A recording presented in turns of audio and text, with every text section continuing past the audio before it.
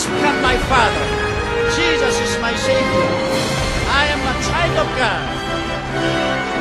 우리야 소원이 되어주지 말고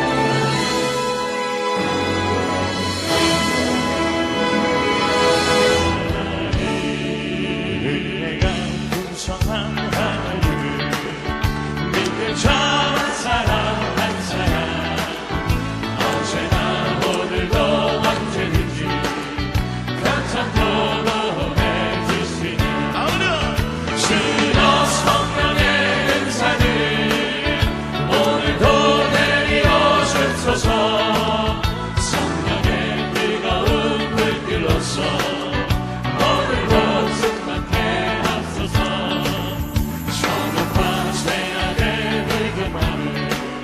성령의 불길로 태우사 정결케 하소서 태우소서 깨끗게 하여 주옵소서 주여 성령의 은사를 오늘도 내리어 주소서 성령의 뜨거운 불길로서 오늘도 충만케 하소서 이 세계 제물로 돌아가신 우리 주 예수님이시여 구속의 은혜를 내리시사 오늘도 구원해 주소서 주여 성령의 은사를 오늘도 내리어 주소서 성령의 뜨거운 불길로서 오늘도 충만케 하소서 주님의 기쁘신 은혜만을 세상에 널리 전하리라 하나님의 능력과 권세로서 오늘도 입혀 주옵소서 주여 성령의 은사를 오늘도 내리어 주소서 성령의 뜨거운 불길로서 오늘도 충만케 하소서 너를 죄악길에서 목적 없는 양같이 모든 사람들 찾아 헤맨다 자비하신 하나님 동생자를 보내사 너를 신부를 이루시오 이때라 이때라 이때라 주의 긍휼 받을 때가 이때라 지금 주께 나와 겸손하게 절하라 구원하는 오늘이 오늘이 십자가 위에 달려 돌아가신 주 다시 살아나셨네 기쁘다 죄인 구원하실 때 어서 주께 나와 그 시름에 구하라 구하라 이때라 이때라 이때라 주의 긍휼 받을 때가 이때라 지금 주께 나와 겸손하게 절하라 구원하는 오늘이 오늘이 오늘 저는 여러분과 함께 징계라는 제목으로 은혜를 나누겠습니다. 오늘날 우리가 자녀들을 교육할 때 대개 출세와 성공을 삶의 목표로 삼는 사람들이 많습니다. 훌륭한 인성과 인격을 가진 사람으로 성장시키겠다는 목표는 사라진 지 이미 오래됩니다. 그 때문에 학교 교육도 상업적이 되어 선생님은 제자들의 인품 성장보다는 지식을 파는 직업인으로 전락하고 학생들은 수업료를 내고 지식이란 상품을 사는 자가 되고 말하는 것입니다. 그 때문에 집에서도 학교에서도 인격자가 되라고 교훈하거나 징계하는 것이 사라진 지 오래됩니다. 그 때문에 오늘날 우리 자녀들은 교육 많이 받고 머리 좋은 행실 없는 윤리와 도덕 부재의 사람으로 자라고 있습니다. 하나님은 그렇지 않으십니다. 하나님이 자녀를 가르치시는 목표는 장차 천국에 가서 모자람이 없는 천국 시민이 되기를 원하셔서 세상에서 부지런히 교육시키는 것입니다. 그러기 위해서는 말씀과 성령님의 은혜뿐만 아니라 꾸지점과 징계를 아끼지 않으신 것입니다. 이 세상의 성공과 복은 일시적인 것이고 종국적으로는 다 없어질 것입니다. 그렇기 때문에 하나님은 일관되게 우리의 삶의 목표가 천국에 합당한 인생이 되도록 교육하시는 것입니다. 한 사람이 기독교에 대해 불평을 늘어놓았었습니다. 기독교는 사람을 너무 얽매여 못하게 하는 것이 많다. 술도 먹지 말라, 담배도 풀지 마라, 이것도 안 된다, 저것도 안 된다 하면서 하라는 것은 왜 그리 많은지도 많고 너무 간섭이 심하다고 불평을 했습니다. 마침 곁에 있던 기독교인이 이 말을 듣고 그 사람에게 물었습니다. 당신은 1천만 원짜리 피아노를 요리하는 요리대로 사용하면 어떻게 하겠습니까? 그러면 안 되지요. 그럼 최고급 양보로 신발을 닦는 것은 어떻습니까? 그럴 수 없지요. 그럼 빗은 도자기를 강아지 밖에서 사용하면 어떨까요? 그런 바보 같은 일을 누가 합니까? 왜 그런 것을 질문하지요? 기독교인은 환하게 웃으면서 대답했습니다. 당신의 몸은 온 세상보다 값지고 귀한 보배인 것입니다. 그 귀한 몸에 술을 부어서 술독으로 만들고 담배를 떼어서 꿀독으로 만드는 것이 올바르다고 생각합니까? 그러므로 하나님께서 당신이 귀한 대로 대접하기 위해서 술독을 만들지 마라, 담배 꿀독을 만들지 마라, 수렁창에 들어가지 말라고 말씀하는 것입니다. 맞습니다. 하나님께서 우리를 장차 천국에서 모자람이 없는 천국 시민이 되도록 이 세상에서 교육시킵니다. 그러기 위해 말씀과 성령님의 은혜를 부어주시기도 하지만 징계를 아끼지 아니하는 것입니다. 믿음의 조상 아브라함을 우리가 늘 칭찬하고 위대한 인물로 존경합니다만 아브라함은 신앙이 탁월했을 뿐 아니라 하나님께 징계와 채찍도 엄청나게 맞았습니다. 믿음으로 고향 갈대아 우르를 떠나 가나안으로 향했으나 불순종하고 불신앙한 일이 함께 섞였으니까 하나님이 그대로 두지 않았었습니다. 창세기 12장 1절로 2절에 야훼께서 아브라함에게 이르시되 너는 너희 고향과 친척과 아비의 집을 떠나 내가 네게 보여줄 땅으로 가라. 내가 너로 큰 민족을 이루고 네게 복을 주어 내 이름을 창대케 하리니 너는 복이 될지라. 75살에 하나님께서는 아브라함에게 고향 산천을 떠나라 했었습니다. 내 전토 친척도 떠나고 아비 집도 떠나고 혈혈단신으로 아내 사례만 데리고 출발하는 것입니다.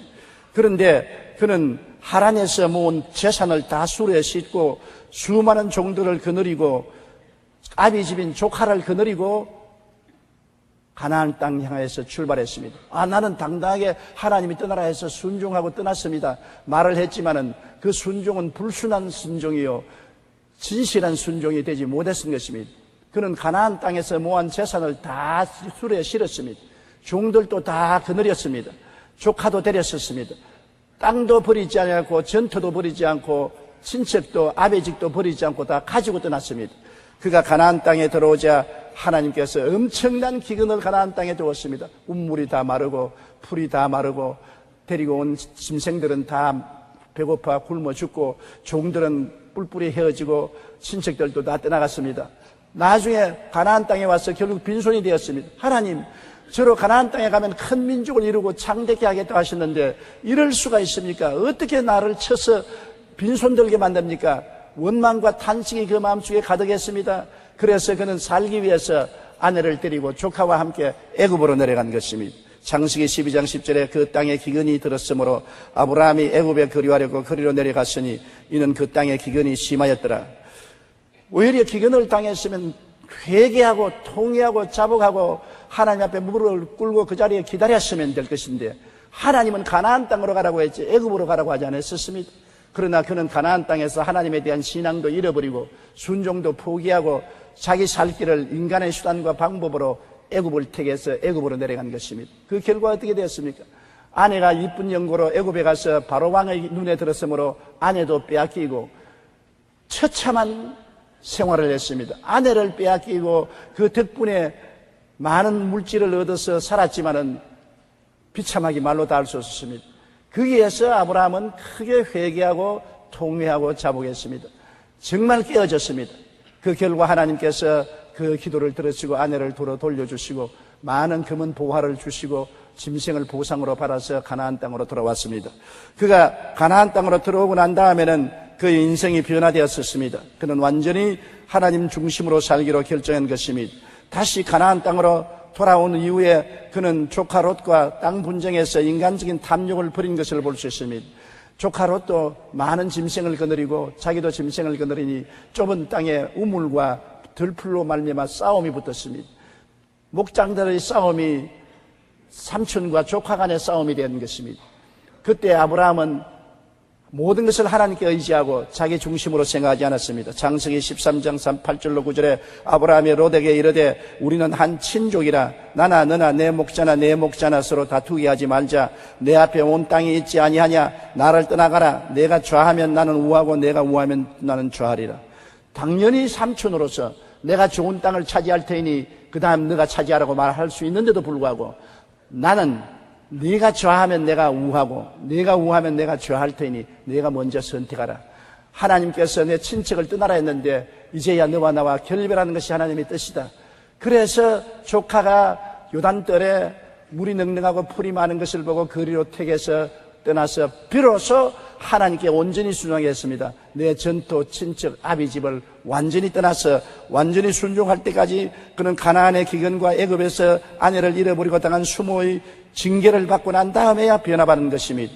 하나님만 온전히 의지하고 하나님을 바라볼 때 비로소 가나안 땅에서 하나님이 복을 주신 것입니다. 창세기 13장 14절로 15절에 롯이 아브라함을 떠난 후에 야훼께서 아브라함에게 이르시되 너는 눈을 들어 너 있는 곳에서 북쪽과 남쪽 그리고 동쪽과 서쪽을 바라보라.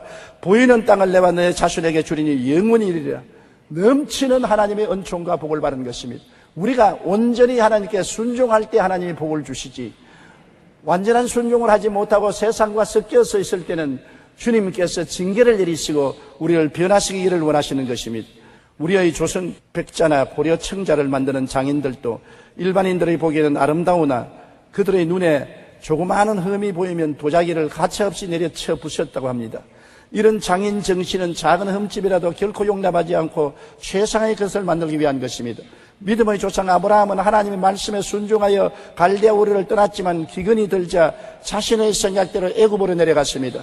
이러한 부실한 순종으로 말미암아 하나님은 그대로 내버려 놓지 않고 그를 쳐서 깨어지게 하고 변화받게 만들어 주신 것입니다. 순종은 성공의 어머니요 안전의 아내입니다. 순종은 모든 문의 열쇠입니다. 그러므로 하나님께서는 우리를 순종하도록 만들기 위해서 어떠한 수단과 방법도 사용하시는 것입니다. 우리가 예수 믿으면 공짜로 은혜를 받고 복만 받는다고 생각하면 큰 오해인 것입니다. 예수 그리스도를 통해서 은혜와 복을 받는 것은 당연한 이치지만 하나님의 형상과 모양을 닮아가는 사람으로 만든다는 것을 알아야 되는 것입니다. 여러분, 조각가가 돌 안에서 자기의 형상을 보고 난 다음 돌을 찧어서 그 형상을 찾아내는 것처럼 하나님은 우리를 시험과 환난을 통할 뿐 아니라 징계를 통해서 찧어서 하나님의 형상이 이루어지도록 만드시는 것입니다. 우리 하나님의 결국 목적은 우리를 천국 시민이 되기에 부족함이 없도록 만드는 것이 하나님의 목적인 것입니다. 우리가 신앙만 좋다고 철야하고 금식하고 주여 주여 하면서도 윤리와 도덕을 저버린 행동을 하고 불의하고 부정하고 부패하면은 신앙이 아닙니다. 그거는 하나님께서 그러한 신앙은 인정하지 않습니다. 하나님은 징계에 회부할 따름인 것입니다. 우리가 정의롭고 정직하고 거룩하고 충성스러운 새 사람으로 변화되는 것이 하나님의 목적이기 때문에 그러한 목적을 두고 하나님은 우리를 징계하는 것입니다. 요한일서 2장 15절로 16절에 이 세상이나 세상에 있는 것들을 사랑하지 말라. 누구든지 세상을 사랑하면 아버지의 사랑이 그 안에 있지 아니하니 이는 세상에 있는 모든 것이 육신의 정욕과 안목의 정욕과 이생의 자랑이니 다 아버지께로 온 것이 아니요 세상으로부터 온 것이라고 말하고 있는 것입니다. 우리가 세상을 버리지 못할 때 옛사람을 그대로 입고 신앙생활을 하려고 할 때 징계할 수밖에 없습니다. 예수 그리스도를 믿고 십자가를 통하여 보혈을 통하여 죄와 용서를 받았는데도 불구하고 옛사람 그대로 술 취하고 방탕하고 허랑하고 음란하고 세속에 취해서 살면은 하나님이 그대로 내버려 놓을 리가 없는 것입니다. 우리를 사랑하시기 때문에 징계하고 채찍하시는 것입니다. 우리가 이 생활에 하나님의 명령이나 뜻을 분명히 알면서도 불순종할 때 하나님은 징계하는 것입니다. 요나가 하나님이 니느웨 성에 가서 외쳐 회개하지 않으면 40일 만에 니느웨 성이 망할 것이라고 하라고 하는 분명한 하나님의 뜻과 명령을 알고도 불순종하여 배를 타고 요바에서 다시스로 도망치다가 큰 풍랑을 만나서 나중에는 물에 빠져 물고기 뱃속에 들어가서 3주야를 고난한 당한 것을 우리가 잘 기억하고 있는 것입니다. 불순종할 때 하나님이 우리를 징계하시는 것입니다. 이사야 1장 2절로 5절에 야훼께서 말씀하시기를 내가 자식을 양육하였거늘 그들이 나를 거역하였도다. 소는 그 임자를 알고 나귀는 그 주인의 부유를 알건만은 이스라엘은 알지 못하고 나의 백성은 깨닫지 못하는도다 하셨도다. 슬프다 범죄한 나라요 허물진 백성이요 행악의 종자요 행위가 부패한 자식이로다. 그들이 야훼를 버리며 이스라엘의 거룩하신 이를 마늘이 여겨 멀리하고 물러갔도다. 너희가 어찌하여 매를 더 맞으려고 패역을 거듭하냐고 말씀한 것입니다. 하나님이 패역하고 거역하는 사람을 매를 때리겠다고 성경은 말하고 있는 것입니다. 그뿐 아닙니다. 우리가 게으르고 열심을 버렸을 때, 첫사랑을 버렸을 때, 새 사람으로 살려고 노력하지 않을 때 하나님은 채찍을 때려서 다시 정신을 차리고 마음을 가다듬게 만들어주는 것입니다. 잠언 13장 24절에 매를 아끼는 자는 그의 자식을 미워함이라. 자식을 사랑하는 자는 근실히 징계하느니라. 자식을 사랑하면 근실히 채찍을 때리고 징계를 하는 것입니다. 오늘날 우리는 자식을 사랑한다고 하면서 자식이 원하는 대로 내버려 두는 것입니다. 먹고 싶은 것 다 먹고 장크푸드를 먹어 몸이 이렇게 뚱뚱하게 만들고 시간 늦게 텔레비 보고 게임하고 나쁜 친구들과 사귀어도 부모들이 징계하지 않습니다. 그러므로 점점 폭력 사회로 변화되어 가고 있는 것입니다. 사랑은 근실하게 잘했을 때는 칭찬하고 못했을 때는 징계해야 참 사랑이 되는 것입니다. 징계의 채찍을 아끼는 자는 자녀의 영혼을 잃어버리고 마는 것입니다. 욥기 5장 17로 18절에 볼지어다 하나님께 징계받는 자에게는 복이 있나니 그런즉 너는 전능자의 징계를 업신여기지 말지니라. 하나님은 아프게 하시다가 싸매시며 상하게 하시다가 그의 손으로 고치신다고 말씀하고 있는 것입니다. 우리 하나님은 우리의 부모가 되시기 때문에 우리를 징계하시는 것입니다. 많은 사람들이 삶의 목표를 혼돈하고 있는 것입니다. 먼저 할 건 먼저 하고 나중 할 건 나중 해야 되는 것입니다. 여러분 오늘날 많은 가정이 왜 파괴된지 압니까? 가정에 남편이 사업한다고 집안을 정정 비우고 처자들과 대화하는 시간을 잃어버리고 맙니다. 좋은 집을 짓고 돈을 많이 벌었습니다만 가족은 잃어버리고 마는 것입니다. 혼돈된 것입니다. 아내가 남편을 먼저 섬기지 아니하고 친구들과 사귀고 놀러다니고 운동하러 다닌다고 바빠서 남편 밥상도 잘 차리지 아니하고 남편의 출입도 잘 돌보지 못하면 선우를 바뀐 것입니다. 먼저 할 건 먼저 하고 나중 할 건 나중 해야 되는 것입니다. 우리 예수 믿는 사람도 먼저 그 나라와 그 일을 구해야 되는 것입니다. 그리하면 이 모든 것을 너에게 더하여 주시겠다는 것입니다. 하나님과 그리스도를 섬기는 것을 나중으로 하고 내 육신의 정욕, 안목의 정욕, 이성의 자랑을 먼저 취하면 하나님이 소외되고 버림받지 않겠습니까? 그런데 하나님이 그런 자식들을 사랑하고 품에 품고 복을 주시겠습니까? 징계를 하는 것은 마땅한 일인 것입니다. 히브리서 12장 7절로 8절에 하나님이 아들과 같이 너희를 대우하시나니 어찌 아버지가 징계하지 않은 아들이 있으리요. 징계는 다 받는 것이 오늘 너희에게 없으면 사생자요 친아들이 아니라 나는 마음대로 살아도 하나님이 꾸짖지 아니하신다. 나는 허랑하고 방탕하고 술 취하고 음란해도 교회 나오면 할렐루야 은혜만 주시니 감사하지 않느냐. 왜 너는 그렇게 얻어맞고 신앙고랑 하느냐. 잘못된 상황인 것입니다. 그는 종교는 가졌지만은 하나님의 자녀가 되지 않았기 때문에 하나님이 관심 가지지 않습니다. 남의 자식이 길 앞에서 흙탕물에 뒹군다고 간섭합니까? 누가 길렀는지 잘못 길렀다고 혀만 찰 뿐이지 내버려두고 갑니다. 그러나 지 자식이 옷 입은 대로 흙탕물에 뒹굴면 어떻게 하겠습니까? 끌어내 엉덩장을 때리고 꾸짖고 집에 데려와서 씻길 것 아니겠습니까? 하나님이 징계하지 않는다고 자랑하지 마십시오. 징계를 받지 않으면 사생자인 것입니다. 거듭나지 않았습니다. 예수를 믿고 참으로 성령으로 거듭난 사람은 하나님이 반드시 채찍을 들어 때리는 것입니다. 때릴 때 여러분 간지러라고 때리는 것은 아닙니다. 아프라고 때리는 것입니다. 하나님의 징계는 아픕니다. 뼛속까지 쓰립니다. 고통의 눈물을 흘리도록 때리는 것입니다. 그래야 깨닫게 되고 회개하게 되는 것입니다. 징계를 당할 때 여러분 편안하게 징계당하기를 원하시는 안 되는 것입니다. 우리는 징계를 받을 때 어떠한 태도를 가져야 될까요? 진실하게 징계를 받고 회개해야 하는 것입니다. 하나님이 때리면 회개해야 되는 것입니다. 자꾸 도망치면 점점 더 얻어맞는 것입니다. 저는 어릴 때 잘못하면 어머님이 부죽갱이로 저를 때렸는데 여러 번 맞다가 보니까 점점 체험으로 지혜가 생겼어요. 도망을 치니까 부죽갱이 끝에 맞으니까 몹시 아프더라고요. 때릴 때 어머니를 안고 뒹구니까 부죽갱이 안으로 맞으니까 아픈 척하지만 실제로 안 아파요. 그래서 어머니를 끌어안고 아이고 내 좀 내고 고함을 치면 실제로 안 아프는데도 어머니는 심히 아픈 줄 알고 때리는 것을 그치는 것을 보았습니다. 그러므로 어머니가 때릴 때는 멀리 달아나지 말고 어머니를 끌어안아야 돼요. 하나님이 때릴 때는 하나님을 끌어안아야 돼요. 하나님을 떠나서 자꾸 도망치면 무지무지하게 아프고 고통스러운 징계를 받게 되는 것입니다. 잠언서 3장 11절로 12절에 내 아들아 야훼의 징계를 경히 여기지 말라. 꾸지람을 싫어하지 말라. 대저 야훼께서 그 사랑하시는 자를 징계하시기를 마치 아비가 그 기뻐하는 아들을 징계함같이 하시느니라고 말했었으며, 요한계시록 3장 19절에 물은 내가 사랑하는 자를 책망하여 징계하노니 그러므로 내가 열심을 내라 회개하라고 말씀하고 있는 것입니다.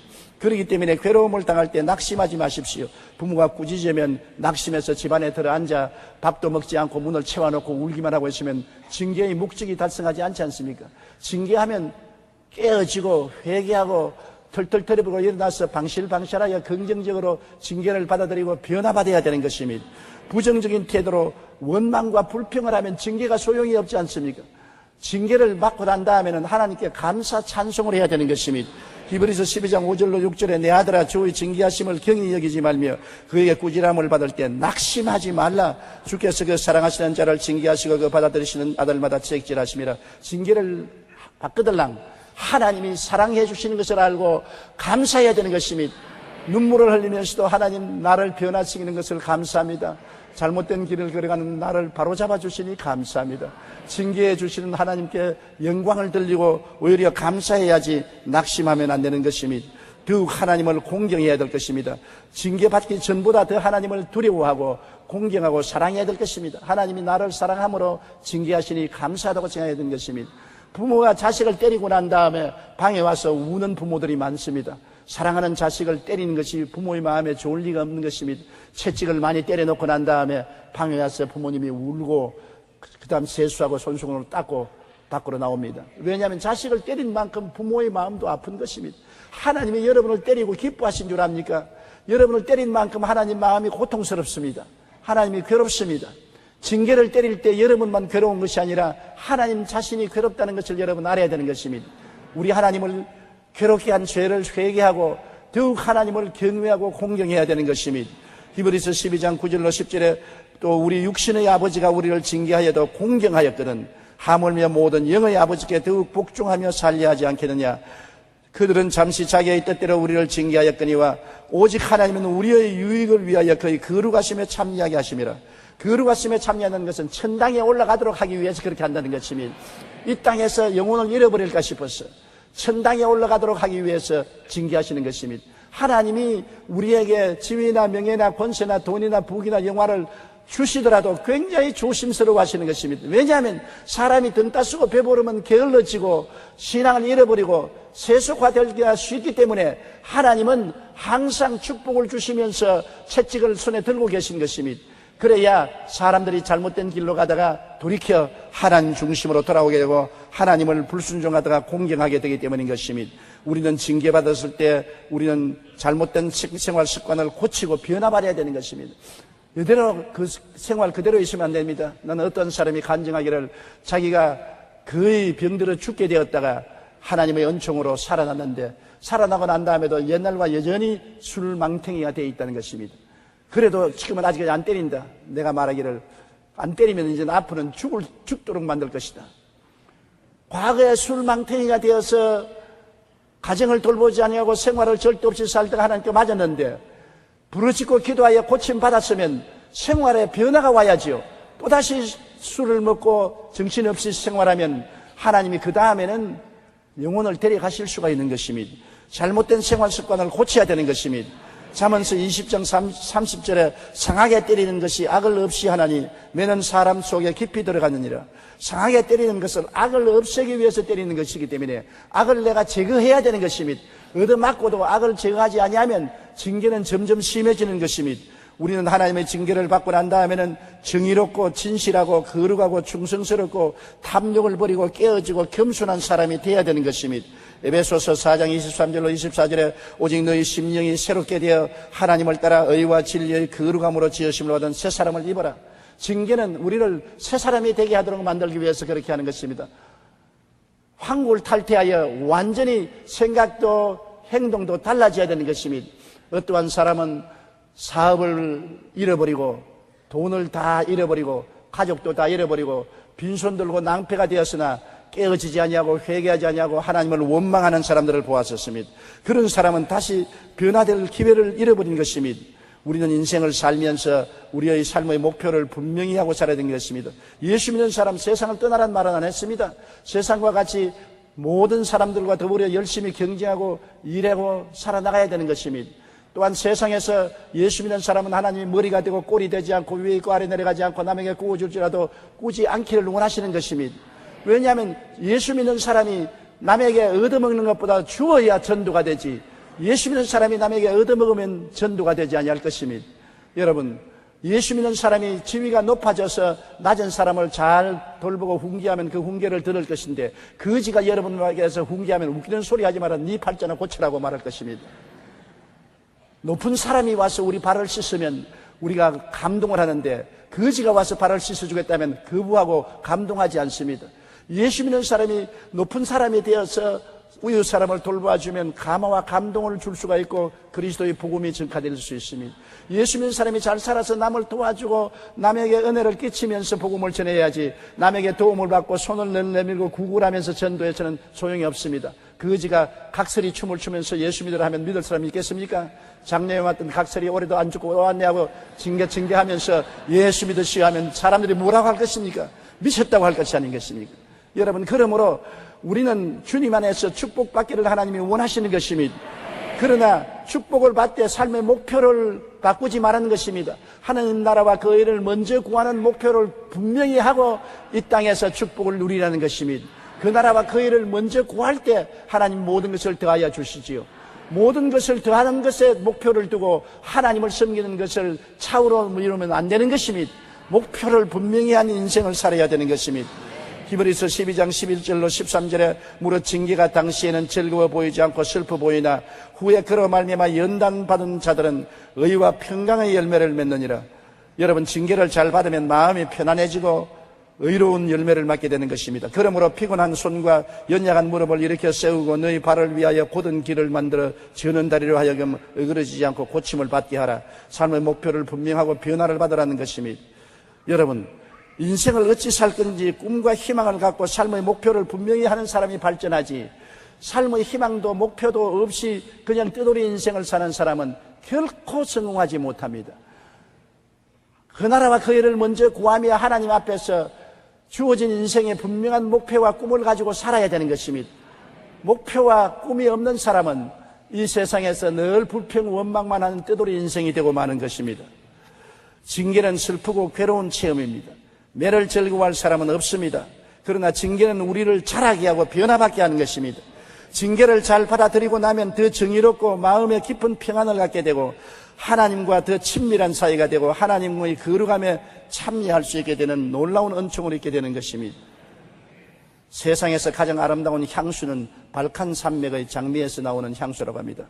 그 가운데도 가장 춥고 어두운 자정에서 새벽 2시 사이에 딴 장미에서 최고급 향수가 생산되는 것입니다. 그 이유는 장미가 바로 그런 환경 속에서 가장 강한 생명력을 발산하면서 가장 향기로운 향을 뿜어내기 때문인 것입니다.